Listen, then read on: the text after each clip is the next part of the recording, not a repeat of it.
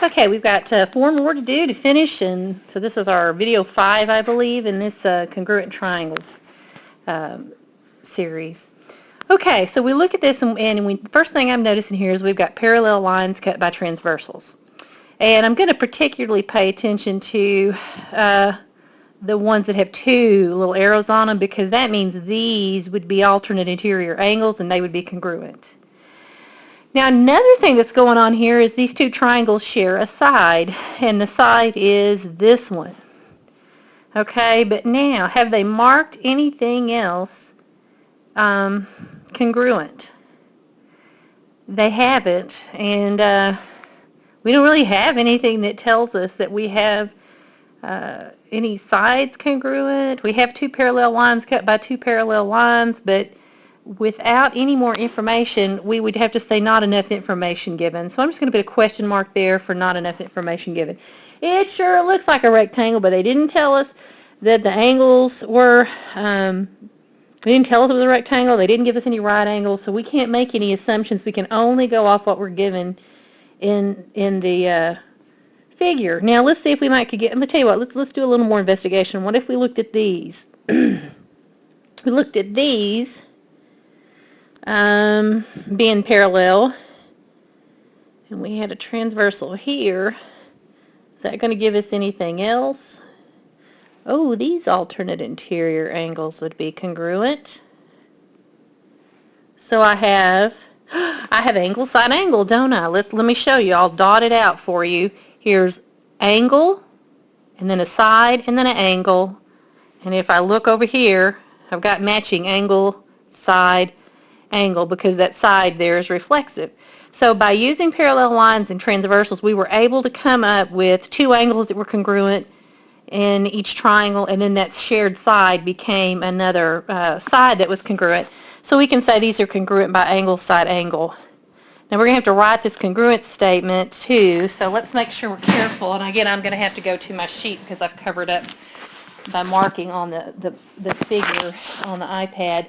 If I start at J, which is right, let me get another color so I can kind of mark where I'm at, J, and I go the short side down to F, so I'm going to say J, F, and then I'm going to go over to G, which is here. This is G.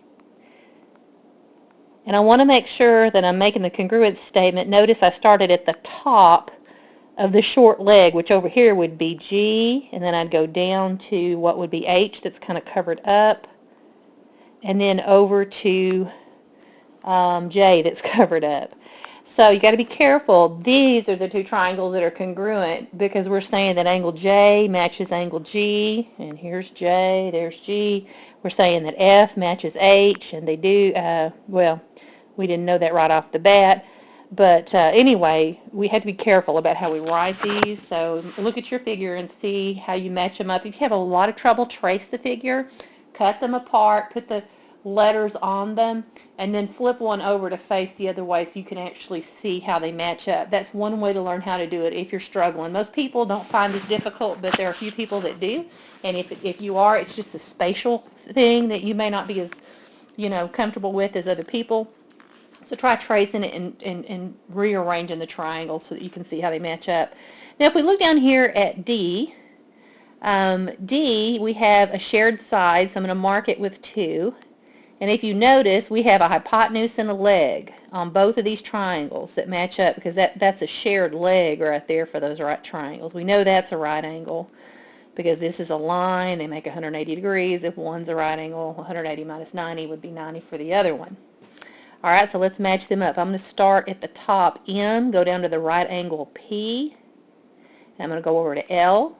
Is congruent to. Now I'm going to kind of put this one over here. I can't really fit it in the blanks. If I start at the top M, and I go down to P, which is the right angle, and then over to N, like I did on the first one, that would be my congruent statement. Okay, now let's look at E. I noticed first off that I've got an angle that's a vertical angle here and here. And so they marked a side, and now I've got an angle because I marked it, but what are we to do?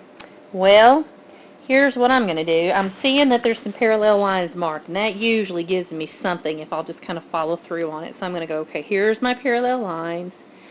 And let's say that I got this transversal right here. Alternate interior angles would be congruent, so that means this one matches up with this one. Notice they're on opposite sides of the triangle, aren't they? Which is something that happens a lot in this situation with triangles that are crossed like this. Often it's almost, they're kind of across from each other diagonally, rather than just like a lot of people would think, I'm going to put a dot on it. This isn't right, but a lot of people would think that angle R up there would be congruent to this angle U over here, and that's not right, usually, unless they've marked it a certain way. They'll try to trick you all kinds of ways, but just be careful and use your parallel line theorems, and it'll help you a lot. All right, so now, if I look, let me get a black marker here. I've got an angle if I start there, and an angle, and then immediately a side. Do I have the same thing over here? I have an angle, and a side. Yep, they're congruent by angle, angle, side. And so if we want to match them up right, you may need to look at your figure to see the letters. I'm going to start at the T. T, I'm on the left one. I'm going to go down to S, so I'm going across that line that has one mark on it. Let me go over here and try to do the same thing over here. If I'm going across the line with one mark on it on the other side, that's going to take me up to U. And so I got to be careful here, right? And then on the left side, if I go T, S, R, I would need to go T, S, V, T, U, V on the other side. That's how they would match up. And sure enough, I end up at matching angles. All right, number F. I see I got a right triangle. So I'm thinking, maybe this is hypotenuse leg.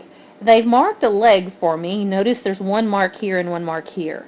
Now, these two share a side, and guess what? That if it's across from the right angle on both of them, that's the hypotenuse right there, isn't it?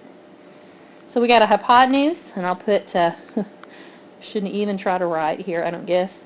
I'll put 2 marks on it. We've got hypotenuse leg, and a right triangle, so the reason for number F is hypotenuse leg. And so we could say triangle. I'm going to go from W on the left one down to the right angle Z over to Y.